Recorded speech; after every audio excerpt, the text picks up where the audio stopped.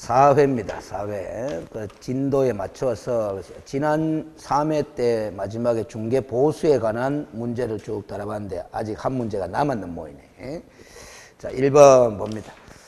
Y씨의 중개사무소를 둔 개업공인중개사 A의 중개로 매도인 각과 매수인 을 간에 X주택을 2억 원에 매매하는 계약을 체결하고 동시에 을이 임차인 병이라고 했어요. 임차인 병에게 그 매수한 X주택을 보증금 3천만 원 그리고 원차임이 아니고 오타죠. 월차임입니다. 월차임 20만 원 임대하는 계약을 체결하였다. A가 을에게 받을 수 있는 중개보수 최고액은 해놨습니다. 그러면 이 중개보수 계산을 한 번 해야 되겠어요? 두 번 해야 되겠어요? 두 번 해야 됩니다. 왜냐하면은 이 사례는 점유개정 사례가 아니다라는 거야. 왜 점유개정 사례가 되려면은 중개 대상물도 동일해야 되고 거래 당사자도 동일해야 되고 거래 시점도 동일해야 되거든. 그런데 이 사례를 보면은 중개 대상물은 X주택으로 동일해요. 그렇죠? 그리고 거래 시점도 동시에 했기 때문에 동일해요.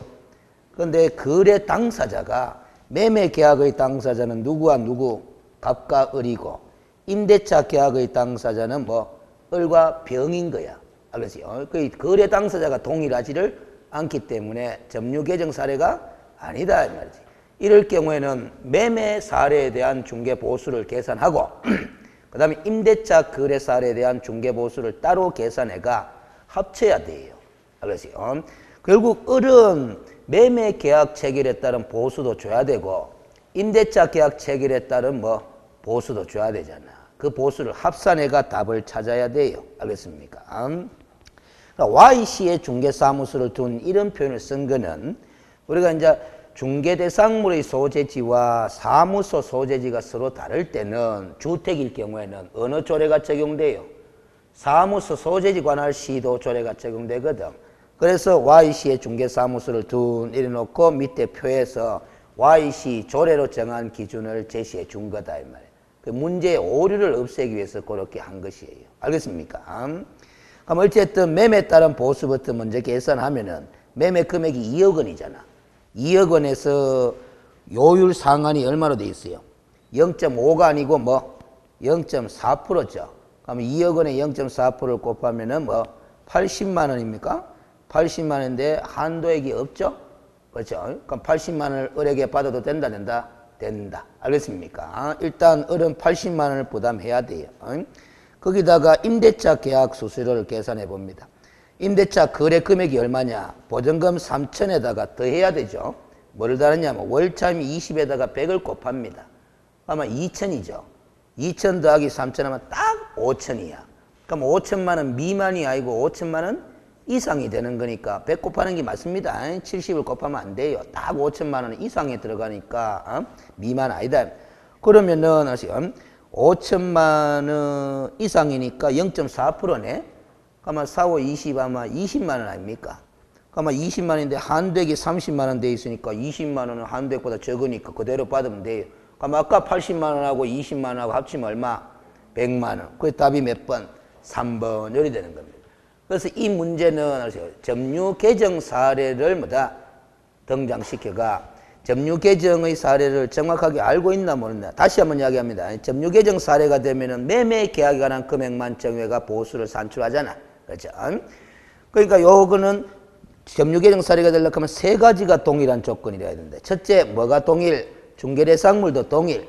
그다음에 둘째 거래 당사자도 동일. 그다음에 거래 시점도 동일. 요 세 가지가 다 동일해야 매매 계약에 관한 금액만 적용해가 보수를 산출하게 되는 기다.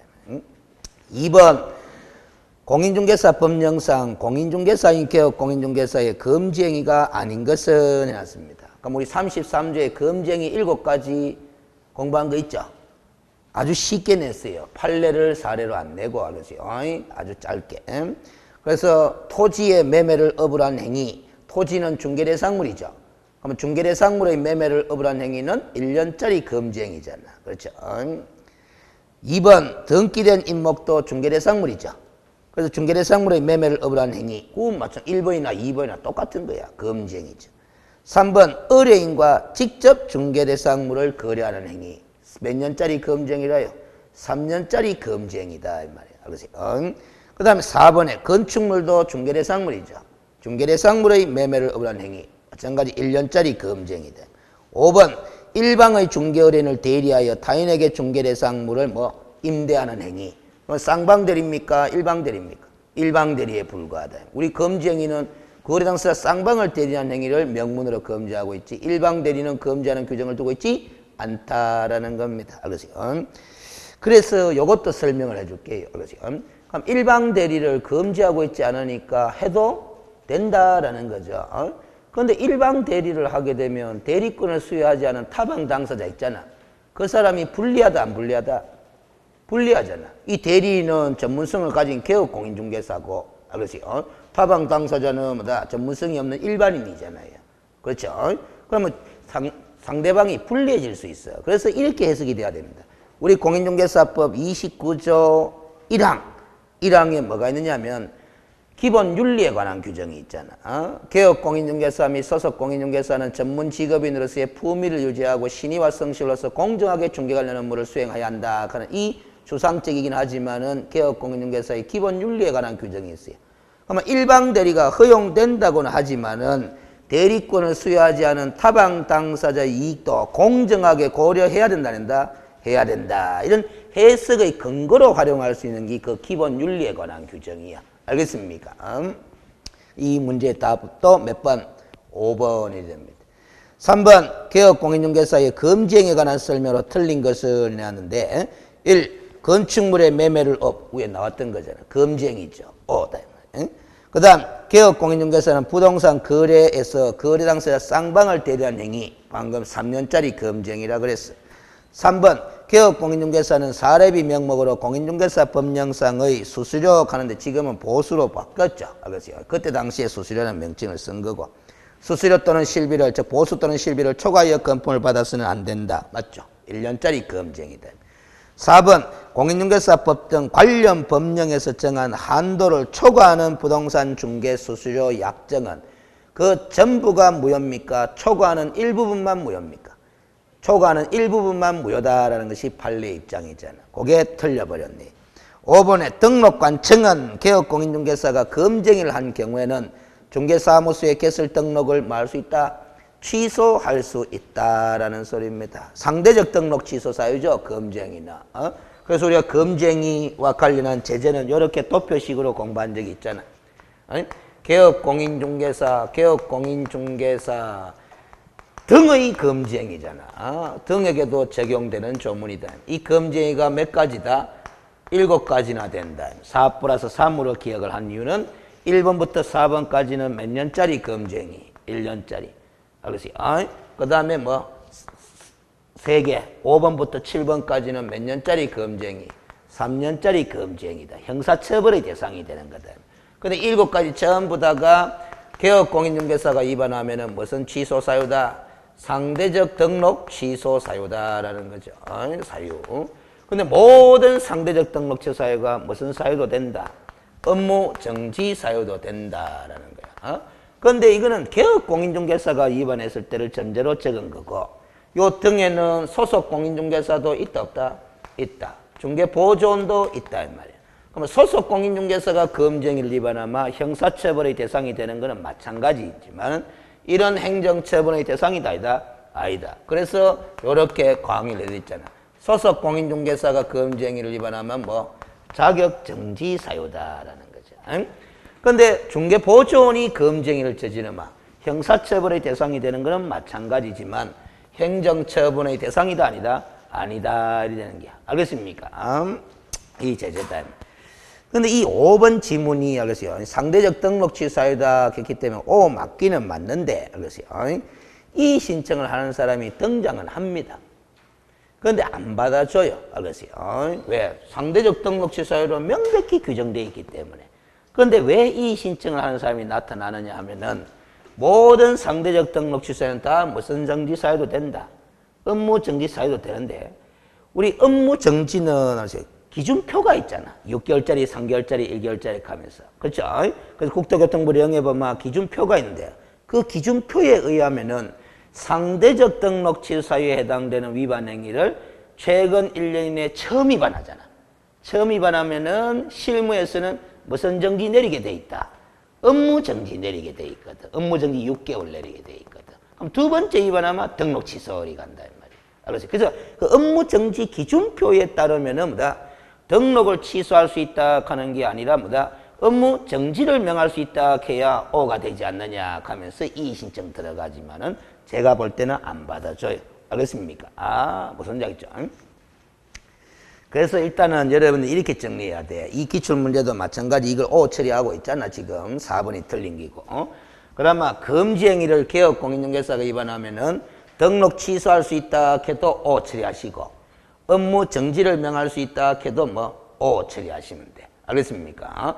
그러면 두 문장을 합쳐서 내도 돼요. 상대적 하는 건 재량 아이가. 그러니까 등록을 취소하거나 업무 정지를 명할 수 있다. 이렇게 문장이 나와도 뭐 O 처리하시면 된다. 그 다음 4번에 금지행위에 해당하지 않는 것은 해는데 1번 또 활용하네. 토지 또는 건축물이 중개대상물이잖아요. 그 중개대상물의 매매를 억울한 행위 1년짜리 금지행위. 2번 의뢰인이 부동산을 단기 전매하여 세금을 포탈하는 것을 알고도 개업공인중개사가 이에 동조하여 그 전매를 중개한 행위. 알겠어요? 미등기 전매 행위를 알선한 행위는 투기 조장한 행위로서 뭐다? 금지행위. 그렇게 공부해. 3년짜리 금지행위죠. 3번 공인중개사가 매도 의뢰인과 서로 짜고 매도 의뢰 가격을 숨긴 채 매도 의뢰 가격은 거래상 중요사항이다 아니다? 중요사항이다. 그걸 숨긴 채 이에 비하여 무척 높은 가격으로 매수인에게 부동산을 매도하는 행위는 거래상 중요사항인 매도 의뢰 가격에 대해서 거짓된 은행 등으로 의뢰인의 판단을 그르치게 하는 행위로 볼 수 있다 없다? 있다. 따라서 1년짜리 금지행위. 4번 개업공인중개사가 소유자로부터 거래에 관한 대리권을 수여받은 대리인과 직접 거래한 행위 해놨습니다. 이 대리인은 중개 의뢰인의 범위에 포함되는 자예요? 포함 안 되는 자예요? 그걸 판단해야 돼.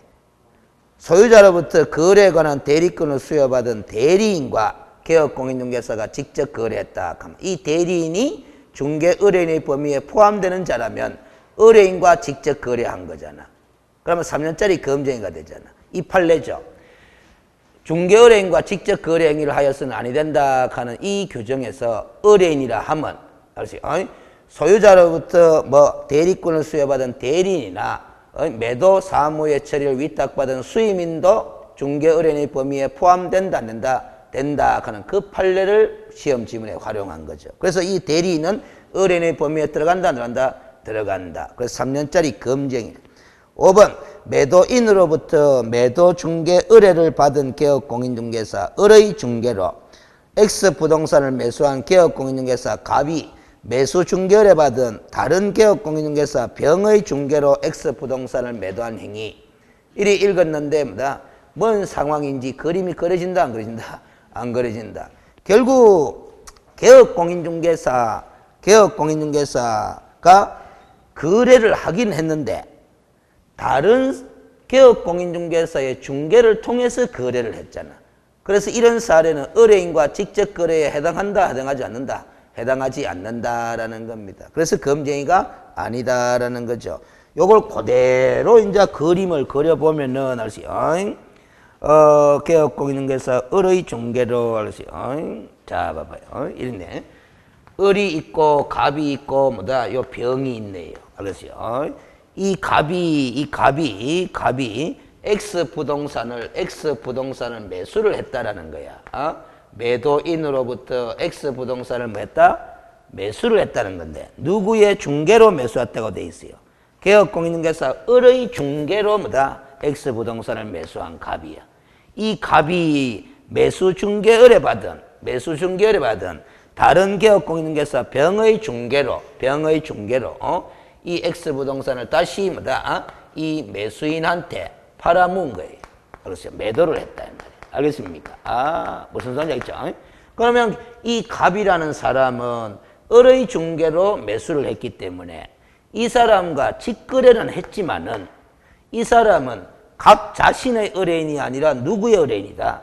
을의 의뢰인이다 이 말이야. 그래서 다른 개업 공인중개사의 중개로 매수했기 때문에 직접 거래는 맞지만은 의뢰인과의 직접 거래는 아니다. 이래 되는 거예요. 알겠습니까?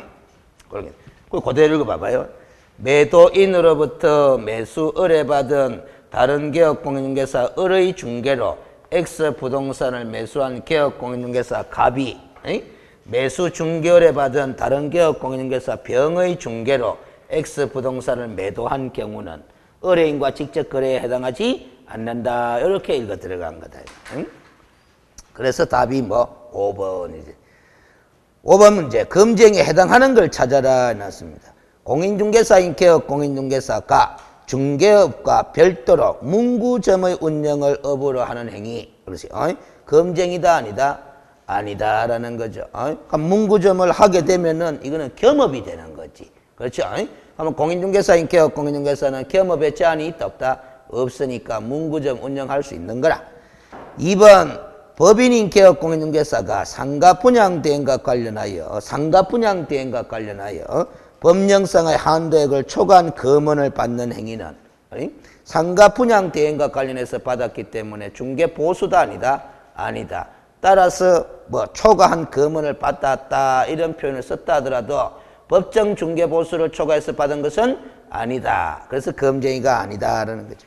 3번에 개업 공인중개사가 의뢰인으로부터 매도 의뢰받은 주택을 직접 자기 명의로 매수하는 행위. 요게 바로 누구와 직접 매수했다? 의뢰인과 직접 거래한 3년짜리 검증이가 되는 거죠. 3번이 답이 되는 거다.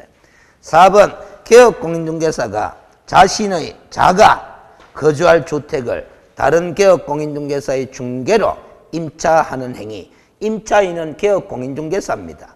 그런데 임대차 거래는 했지만은 다른 개업 공인중개사의 중개를 통해서 거래를 했으니까 의뢰인과의 직접 거래는 아니다. 5번 개업 공인중개사가 거래 당사자 쌍방을 대리한 행위는 3년짜리 검증이. 이렇게 되는 거죠. 그래서 답은 몇 번? 3번이 된다. 그래서 일방 대리는 검증이가 아니잖아. 그렇죠? 6번 검증에 해당되는 것을 또 박스 형태로 모두 골라라 해놨어요. 그래서 박스 형태로. 기업 의뢰인을 대리하여 타인에게 중개대상물을 임대하는 행위 해놨습니다. 쌍방 대리입니까? 일방 대리입니까? 의뢰인을 대리하여 타인에게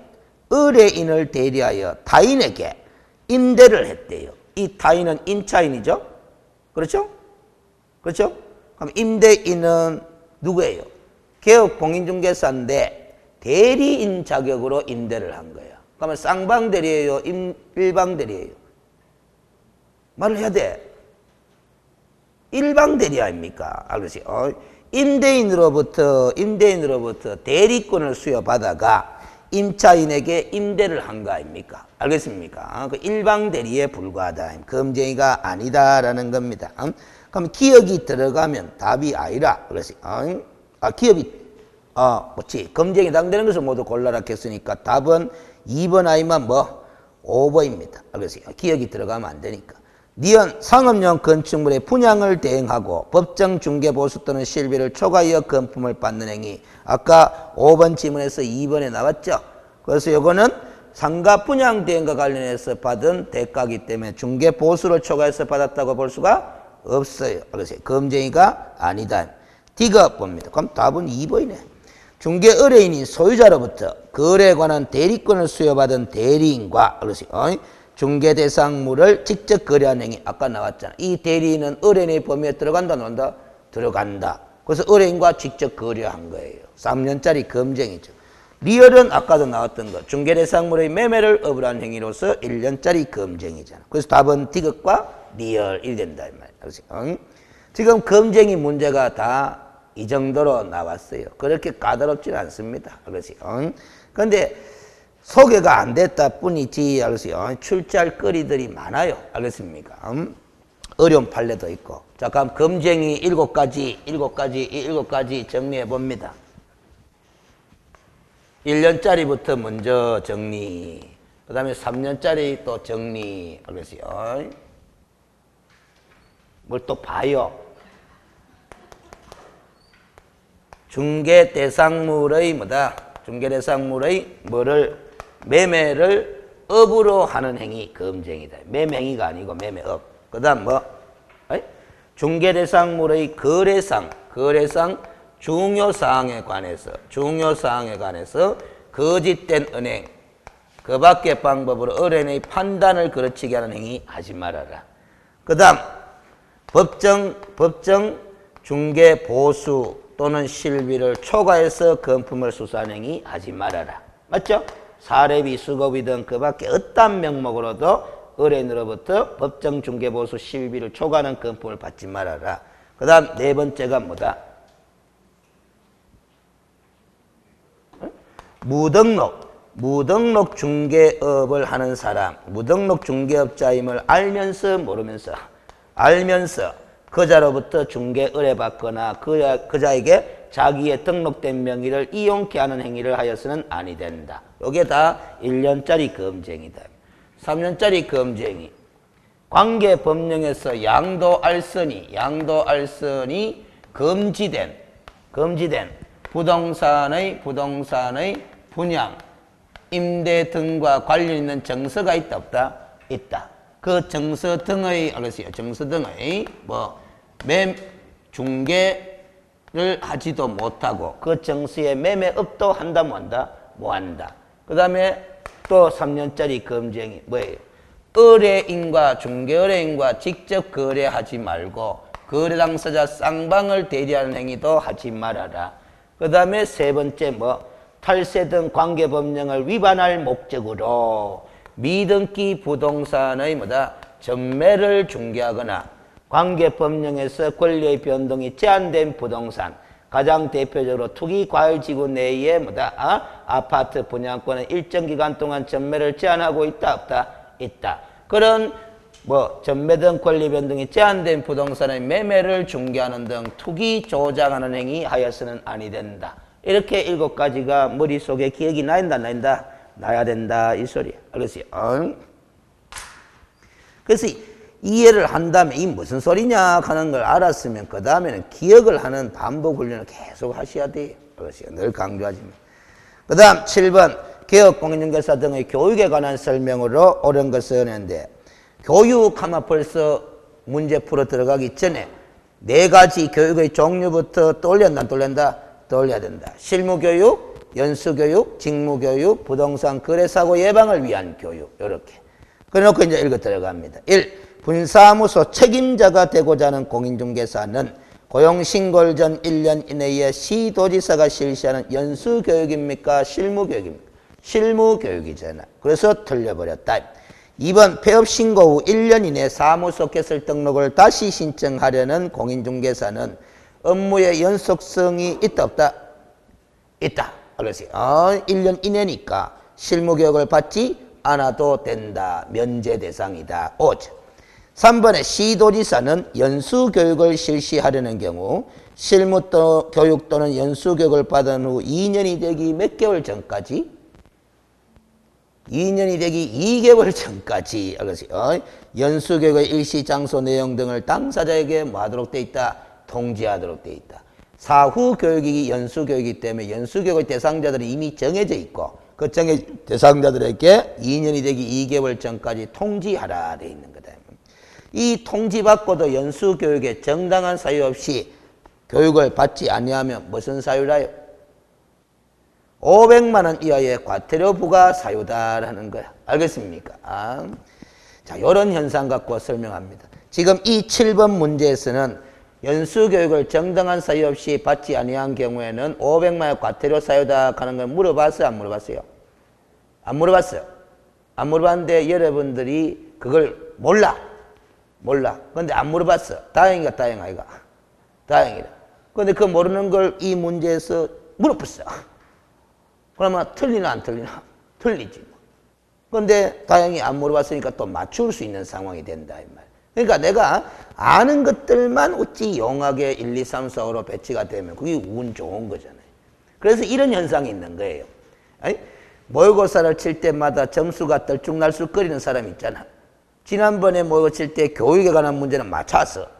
5번에 모의고사 치는데 또 교육에 관한 문제가 또 나왔어. 근데 5번에 또 틀려버렸어. 그러면 교육에 관한 주제가 골고루 공부됐다, 골고루 덜 됐다. 골고루 덜 됐다라는 거예요. 알겠습니까? 그 모의고사 점수가, 모의고사를 여러분들이 3번에서 한 5번이 치면서, 알겠어요? 다 치볼 거예요, 좀 있으면. 여러분들 스스로도 집에서 다운받아 즐기고 막 친 사람이 있을 거다.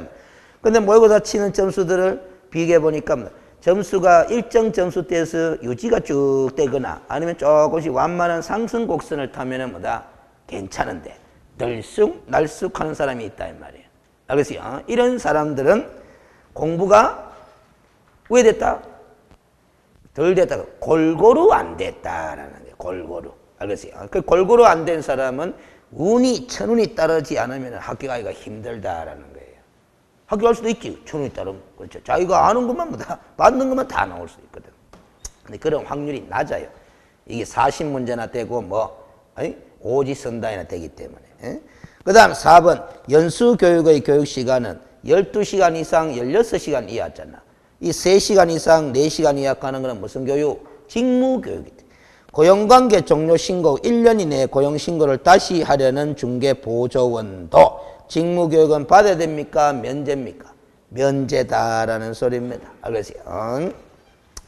그 다음 8번 교육에 관한 설명으로 옳은 것은 해놨는데 지금 7번은 27회 기출문제고 8번은 26회 기출문제로 돼 있죠? 그렇죠? 문제는 글자 한 글자도 안 틀리고 똑같다 안 똑같다? 똑같다. 지문 5개 구성이 좀 차이가 날 뿐이지. 알겠어요? 그래서 때때로 알겠어요? 여러분들이 문제 나올 거 찍어주이소 하면 문제는 찍어줄 수 있어. 그런데 지문을 찍어드릴 수는 없다라는 소리라요. 알겠습니까? 5번 시험도 이거 꼭 나온다 안 나온다? 나온다. 그 공인중개사 법령상 개업 공인중개사 등의 금지행에 관한 설명으로 옳은 것은 틀린 것은 그 시험 문제예요. 근데 지문 5개가 뭐가 소개될지는 못 집어. 무슨 소리인지 알겠죠?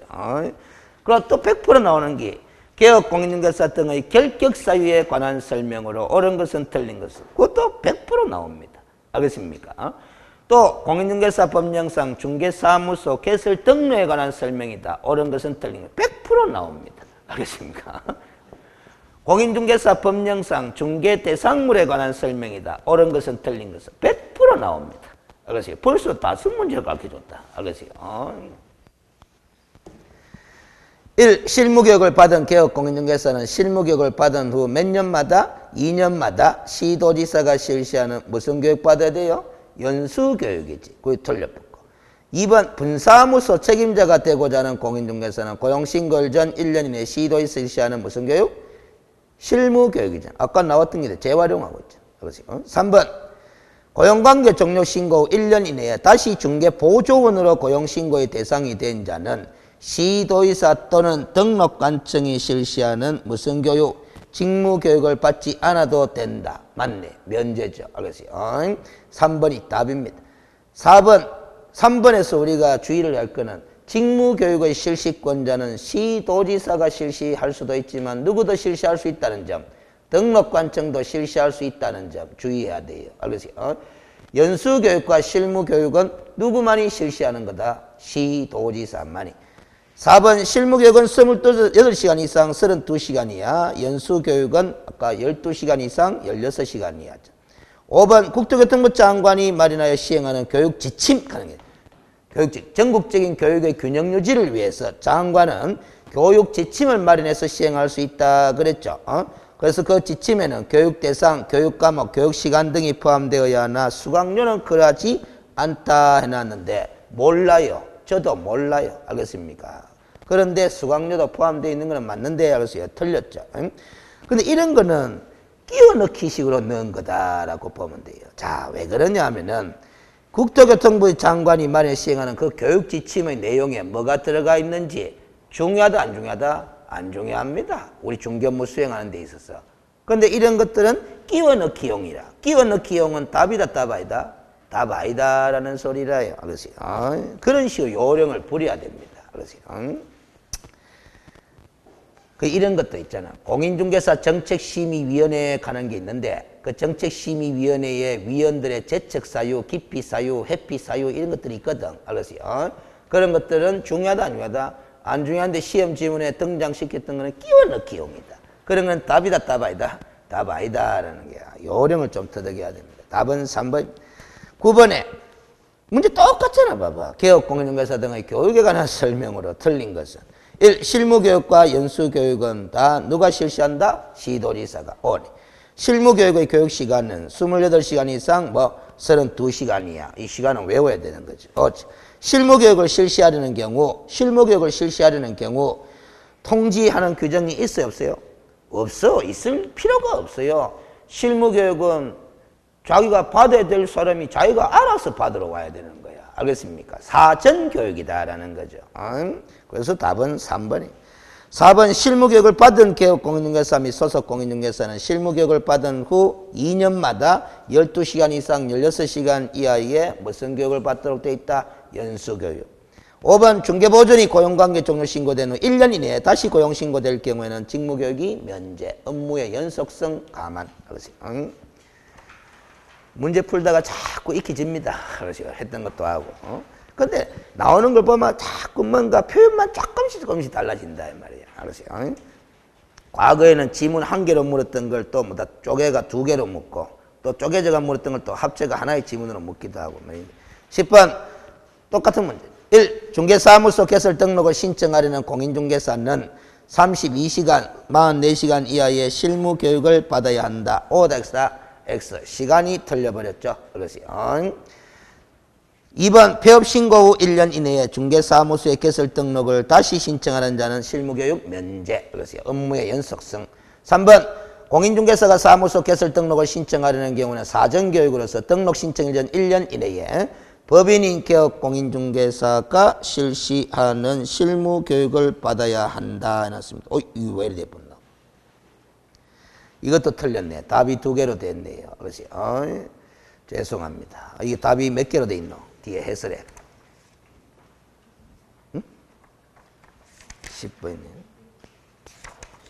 10번에 3, 4, 2개 틀린 것이 돼 있네. 자, 봅시다. 3번은 확실히 틀렸어요. 법인인 개업 공인중개사가 실시하는 게 아니고 누가 실시하는? 시도지사가 실시하는. 근데 1번도 지금 틀렸습니다. 4번 한번 봅시다. 등록관청은 법령에 따른 연수교육을 실시하려는 경우 틀려버렸네. 연수교육은 누가 실시권자다? 시도지사가. 확실히 틀렸습니다. 그 연수교육을 실시하려는 경우는 교육일 7일 전까지가 아니고 연수교육은 2년마다 한 번씩 받는 게 연수교육이잖아요. 2년이 되기 2개월 전까지 통지하잖아요. 그래서 틀려버렸다. 2군데나 틀려버렸어요. 4번은. 5번 분사무소 설치 신고의 경우는 그 분사무소의 책임자가 그 신고일 전 1년 이내에 실무교육을 받아야 된다. 그렇죠. 책임자가 실무교육 대상이 옵니다. 자, 그러면 답은 1번, 3번, 4번이 되는 거죠. 그런데 해설해 보니까 3번, 4번으로 돼 있지. 그렇죠. 그러면 1번 지문을 봐요. 32시간 이상 44시간 이하 하는 걸 숫자를 고칩니다. 32시간을 얼마로 고친다? 28시간으로 고치고 44시간을 얼마로? 32시간으로 고치면은 해설과 문제가 일치 불일치? 일치 이래 됩니다. 자, 그런데 왜 이런 현상이 발생했느냐? 고쳤어야 되는데 안 고쳤었네. 이게 32시간 이상 44시간 이하 하는 건 옛날의 내용이야. 옛날에 실무교육 시간이 몇 시간이었다? 32시간 이상 44시간 이하였습니다. 근데 여기 법이 개정되면서 교육 시간이 좀 줄었어. 얼마로? 28시간 이상 32시간 이하로. 알겠습니까? 근데 그 개정된 걸 반영을 못 해버렸네. 알겠어요? 그러면 이제 고쳤으니까 됐습니다. 알겠어요? 숫자 고쳤으면 해설하고 문제하고 일치. 됐고. 11번에 개설 등록에 필요한 실무교육에 관한 설명으로 틀린 것은 했는데 실무교육의 실시는 아까도 얘기했다시피 시도지사가 실시권자. 실무교육 시간은 32시간 이상 44시간 이하. 이게 제대로 됐으면 틀렸겠죠? 자, 2번도 틀렸습니다. 옛날에는 맞았는데 또 이 문제가 왜 된지 한번 봅시다. 3번에 폐업 신고 후 2년이 지난 자는 다시 실무교육을 받아야만이 사무소 개설 등록을 신청할 수 있다. 맞네. 1년 이내에 뭐 다시 등록 신청하면 면제되지만. 그렇죠? 그 다음 4번에 개업공인중개사가 사무소를 이전하는 경우 실무교육을 다시 받지 않아도 된다. 자, 이 지문 때문에 이걸 깨달아야 되는 거예요. 실무교육이 면제되는 경우가 있잖아. 면제되는 경우는 다 업무의 연속성이 뭐 인정되는 케이스잖아요. 그러면 사무소 이전의 경우에는 업무의 연속성이 인정돼요, 부정돼요? 인정되지. 그래서 실무교육을 받지 않아도 되는 겁니다. 알겠습니까? 이 23회 때 기출문제 중에 4번 지문이 상당히 어려운 지문이에요. 알겠어요? 그래서 우리가 이 업무의 연속성을 인정할 수 있는 케이스 때 실무교육이 면제된다라는 그 입법 취지를 생각하지 못하면은 4번은 어려운 지문이 되는 거예요. 5번 법인이 중개사무소를 개설하는 경우에 그 임원 전원이 무슨 교육을 받아야 된다? 실무교육을 받아야 하지만 사원은 실무교육을 받을 필요가 없다 해놨는데 그것도 틀려버렸네. 알겠어요? 답이 이거 몇 번으로 돼 있어요? 왜 이리 돼버렸지? 11번에 2번과 5번 다 두 개 처리되어 있네. 해서 잘 돼 있네. 알겠어요? 맞습니다. 그 10번을 제가 왜 그랬나? 근데 이런 측면도 있습니다. 이 더 배움에서 출판하면서 원고를 이렇게 교정을 보는데, 알겠어요? 때때로 제가 잘못했을 수도 있는데, 그쪽에 편집하는 사람이 뭐다? 제가 수정을 해줬는데도 불구하고 그쪽에서 수정해봤다, 안 해봤다? 안 해봤다. 이런 경우도 종종 있더라고. 알겠어요? 그 제가 문제 풀면서 고쳐주면 됩니다. 그래서 이 문제는 답이 2번과 5번이다. 2번은 개정되기 전의 법이라면 O지만은 지금 현행법에 따르면 X 된다. 그 5번 지문 같은 거 봐봐요. 여러분들 항상 사원과 임원은 같은 말로 취급하라 그랬잖아. 그러면 임원이 실무교육 대상이면 사원도 뭐다? 실무교육 대상. 이렇게 판단하면 쉽거든. 응? 12번으로 갑니다. 실무교육을 의무적으로 받아야 하는 자를 고르면 모두 몇 개인가? 이래 물었다. 이 말이지. 알겠어요? 자, 근데 이게 21회 기출 문제라요. 21회 기출 문제 그때 타이밍에 봐봐. 이런 현상이 있네. 다음 중 가잖아. 다음 중 가는 게.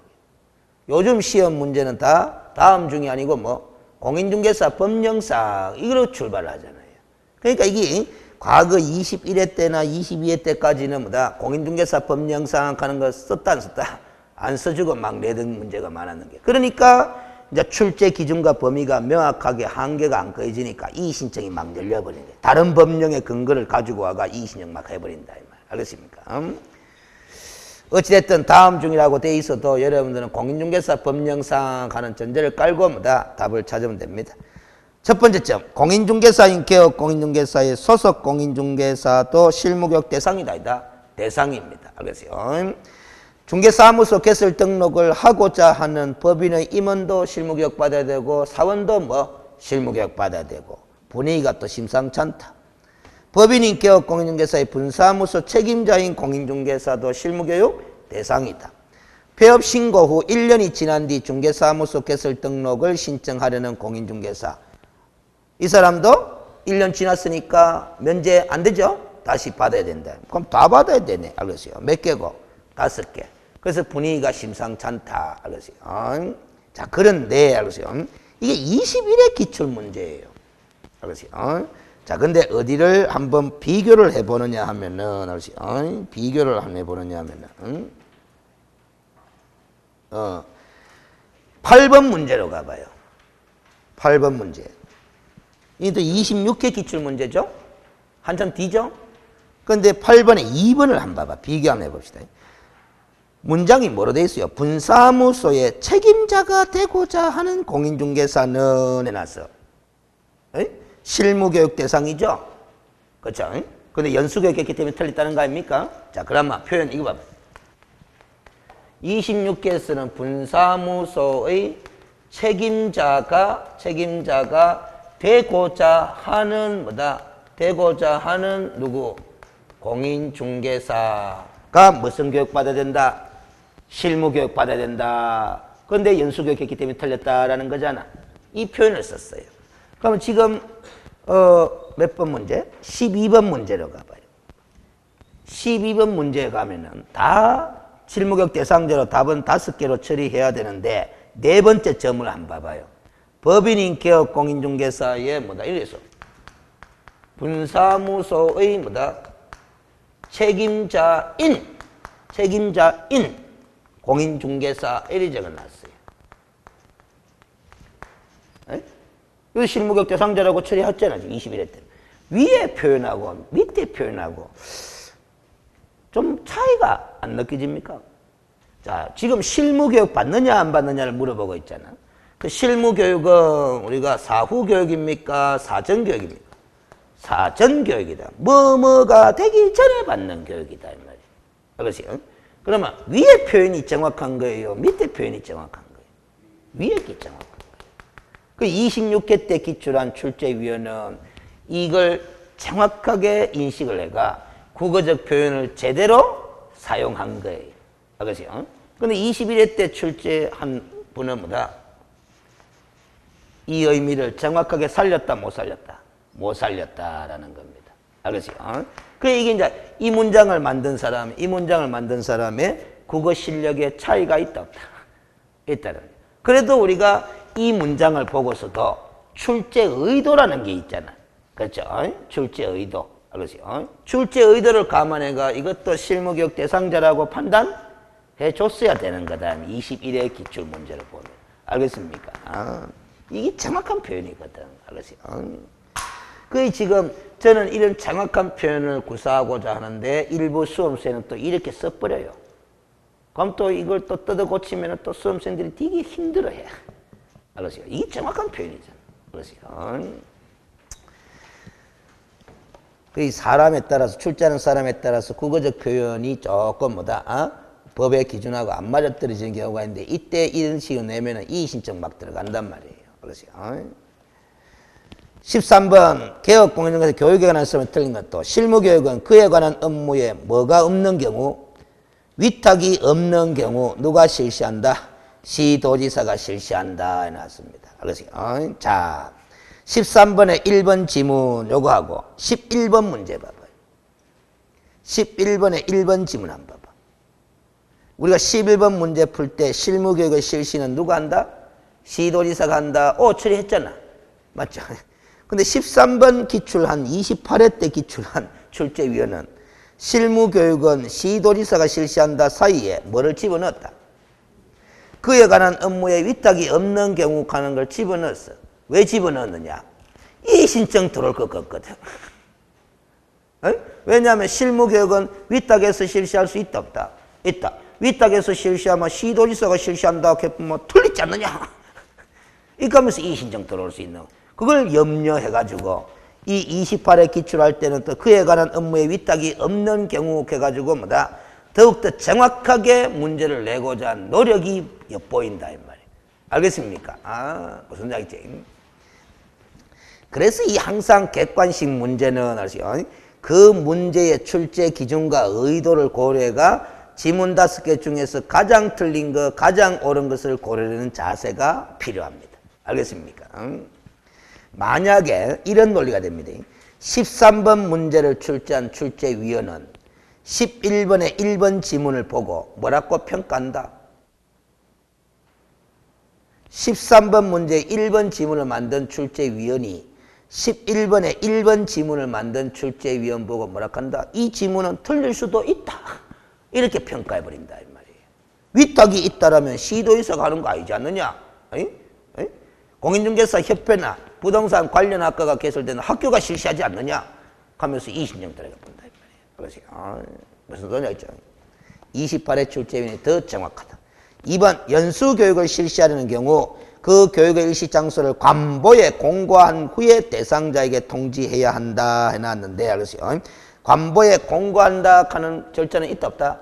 없어요. 알겠습니까? 그래서 틀려버렸다.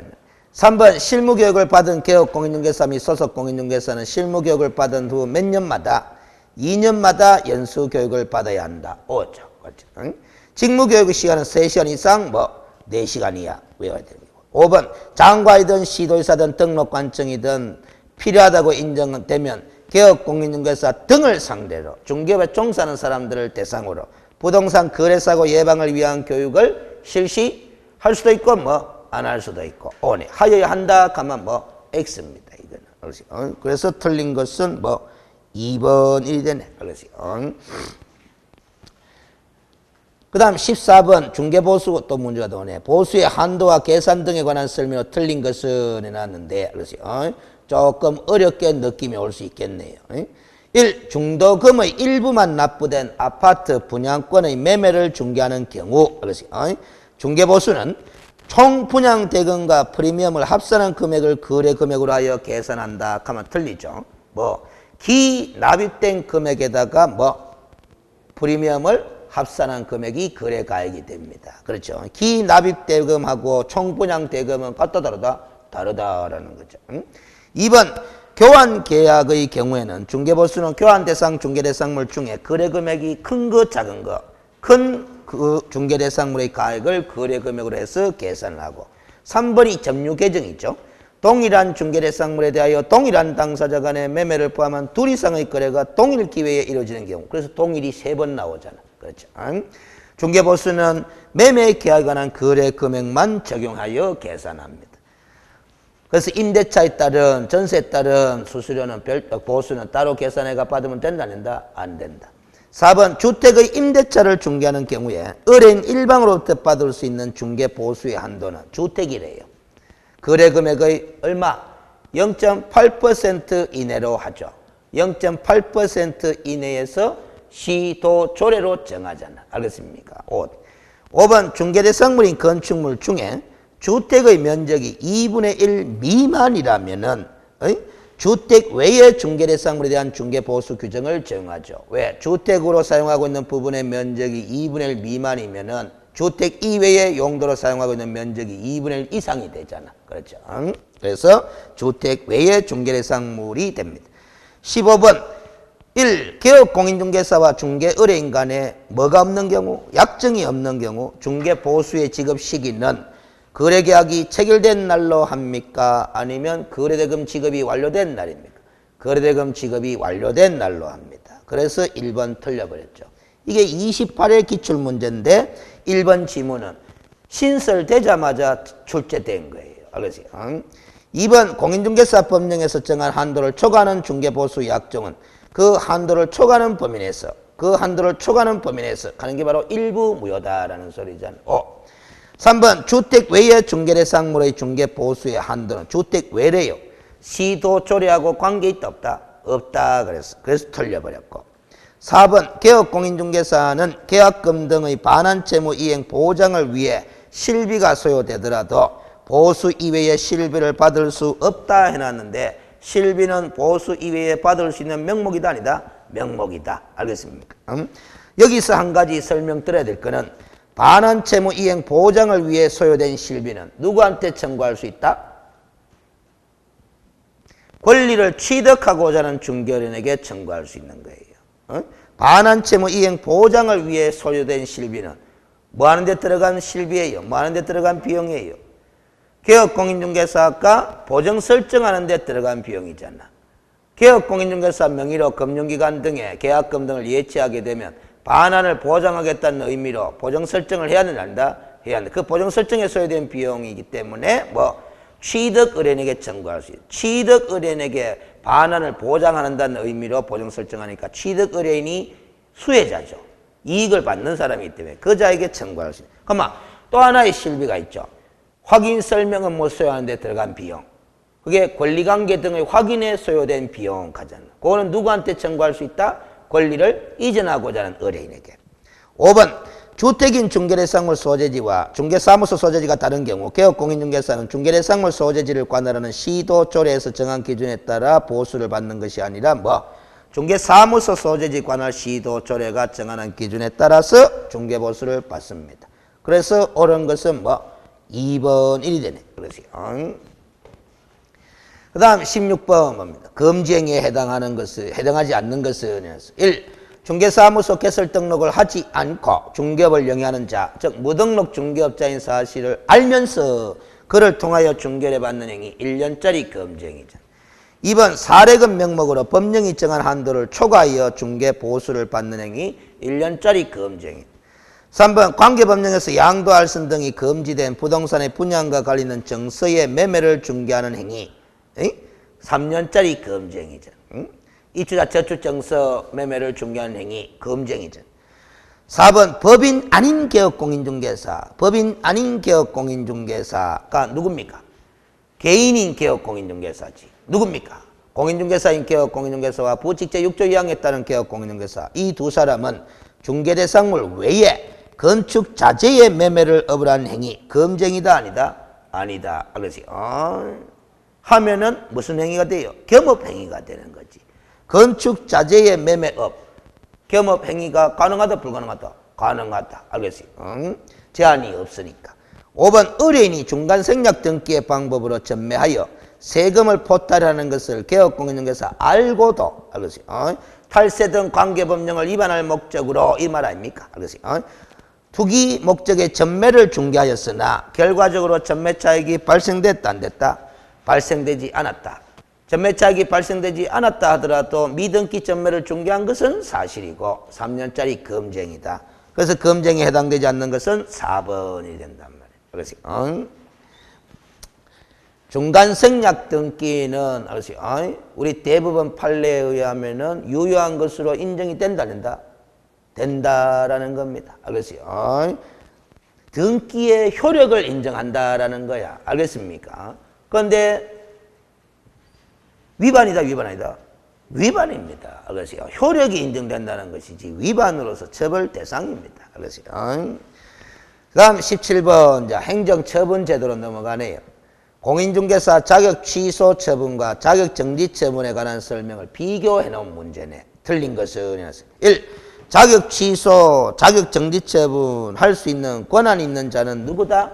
둘 다 자격증을 교관시도지사가 권한을 갖고 있죠. 옵니다. 2번 자격 취소 처분은 누구를 대상으로? 당연히 공인중개사를 대상으로. 자격 정지 처분은 누구를 대상으로? 소속 공인중개사를 대상으로 합니다. 옵니다. 그래서 자격 정지 처분을 받고 정지기간 중에 업무를 행하면 괘씸죄잖아. 무슨 취소 사유다? 자격 취소 사유다.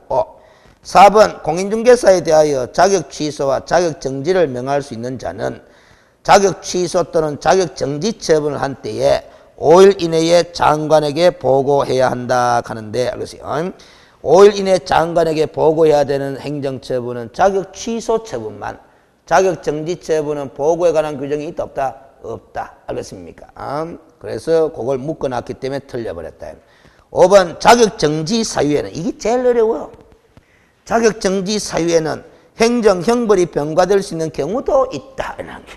그러면 이 짤막한 지문의 OX 여부를 판단하려면은 자격 정지 사유 1번부터 7번까지 7가지거든. 다 떠올려봐야 안 된다, 안 떠올려봐야 된다. 떠올려보고 이 정지 사유 7개 중에 1년짜리든 3년짜리든 뭐다 형사처벌의 대상이 되는 게 있다 없다? 있으면 한 개라도 있으면 이거는 O이 되는 거예요. 알겠어요? 맞죠? 자, 물어보겠습니다. 아까 했네. 처음에 금지행위 강의하면서 소속 공인중개사가 금지행위를 위반하면은 무슨 정지? 자격 정지 있겠죠. 근데 그 금지행위는 4+3 밑에 3년, 1년 적었잖아. 그 형사처벌 대상이 되잖아. 그렇죠? 그 당연히 자격 정지 사유에는 형벌이 병과될 수 있는 경우가 있더라 없더라? 있더라라는 겁니다. 알겠습니까? 이것도 또 있죠. 소속 공인중개사가 이중 소속을 하면은 무슨 정지? 자격 정지 사유인데 이중 소속은 몇 년짜리? 1년짜리 이 되는 거예요. 알겠어요? 자격 정지 사유 한번 적어 봅시다.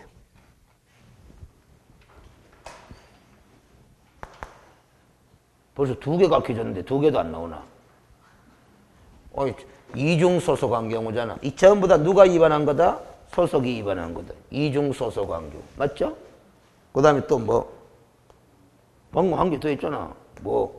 금지행위를 위반한 경우잖아요. 벌써 2개 나왔는데 2개는 방금 이야기했는데도 안 티나고 뭐야 너? 또 뭐가 있어요?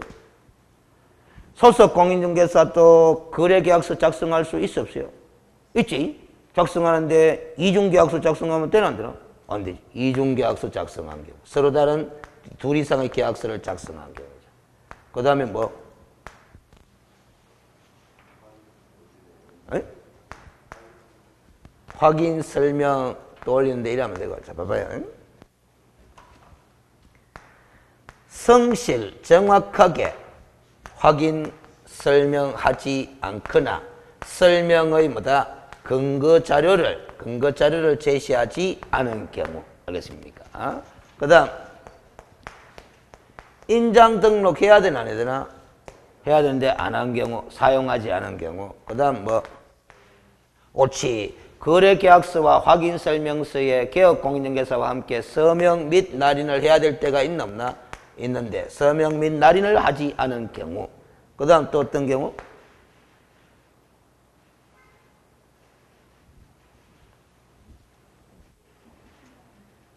응? 나도 안 나온다. 뭐가 한 게 있대 이게. 그래서 제가 이제 강의의 편의를 정확하게 하기 위해서 가지수를 제가 기억하고 있는 거예요. 여러분들은 가지수가 중요하다 안 중요하다? 안 중요합니다. 근데 저는 가지수 7가지다 하는 걸 기억해 두는 이유가 강의하다가 혹시 한 개 빠질까 싶어서 지금 빠졌어 뭐가. 어?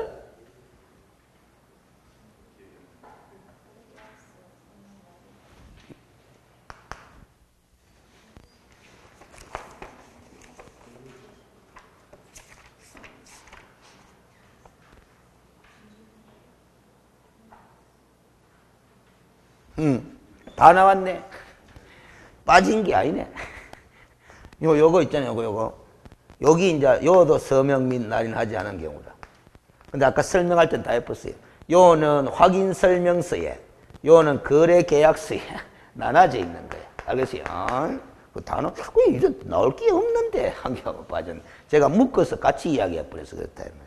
거래 계약서와 확인 설명서에 서명 및 날인하지 않은 경우. 알겠어요? 그 다음, 그럼 그거 다 나왔잖아요. 17번 끝났고 18번 문제로 갑니다. 자격 취소에 관한 설명으로 옳은 것은 했는데 1. 공인중개사가 무슨 죄로? 폭행죄로 징역형을 선고받았다. 그러면 폭행죄는 입법 위반이다, 형법 위반이다. 형법 위반이니까 뭐다? 징역형 선고받았다 하더라도 자격 취소 사유가 아니다. 그렇습니다. 입법 위반으로 징역형 선고받아야 자격 취소 사유. 2번 자격이 취소된 자는 그 자격증을 폐기하고 그 사실을 시도지사에게 고지한다 하는 말 들어본 적이 있어 없어요? 없어. 내가 들어본 바로는 여러분들이 들어본 바로는 자격이 취소된 자는 자격증을 7일 이내에 자격증을 교반 시도지사에게 뭐 반납하여야 한다 하는 걸 들어봤지. 지 스스로 폐기하고 시도지사에게 폐기했습니다. 고지하라 하는 말 들어본 적이 없다라는 소리입니다. 3번 자격 취소 처분을 받은 자는 취소 처분을 한 날로부터 14일 이내에 반납이 아니고 방금 취소 처분 받은 날로부터 7일 이내에 반납이죠. 4번 취소 처분을 받은 자가 자격증을 뭐한 경우? 분실한 경우에는 그 사유를 구두로 설명하는 것으로 자격증 반납에 가름할 수 있는 것이 아니고 뭐 반납에 대신해서 사유서를 제출해야 한다? 해야 된다라는 겁니다. 틀려버렸죠.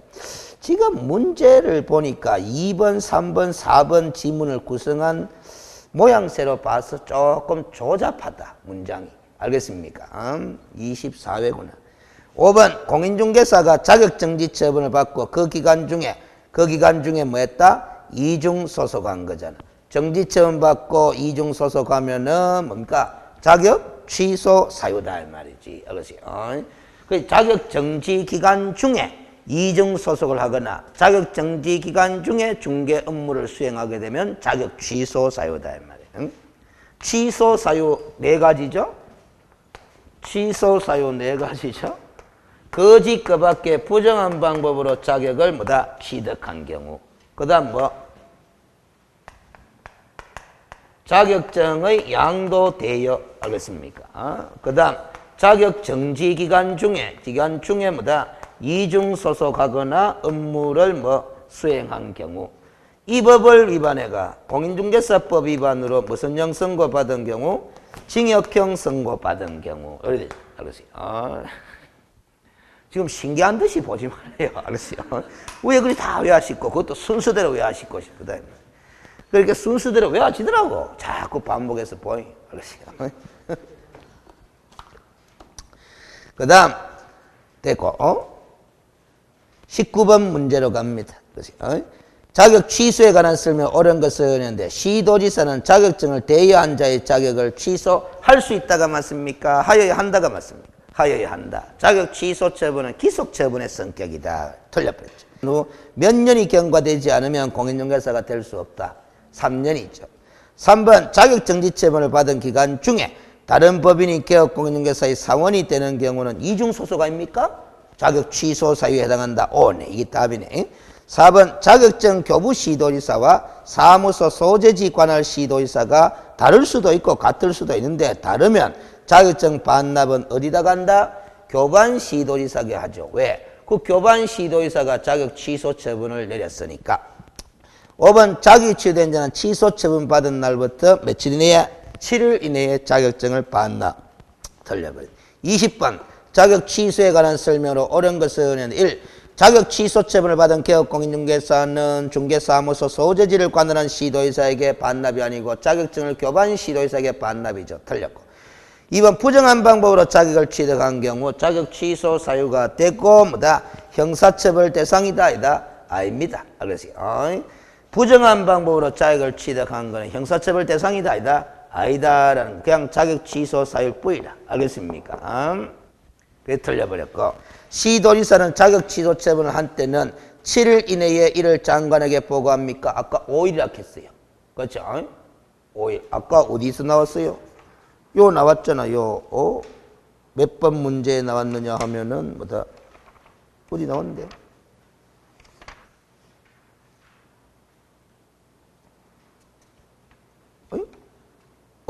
17번 문제에 나왔잖아요. 17번 문제 4번 봐봐요.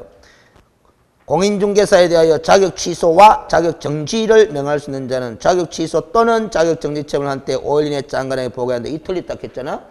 정지 처분일 때는 5일 이내 장관에게 보고하는 규정이 있다 없다? 없어요. 알겠어요? 취소 처분했을 때 5일 이내 장관에게 보고하고 다른 시도회사에게 통지하지. 왜 5일 이내 장관에게 보고하고 다른 시도회사에게 통지하겠어요?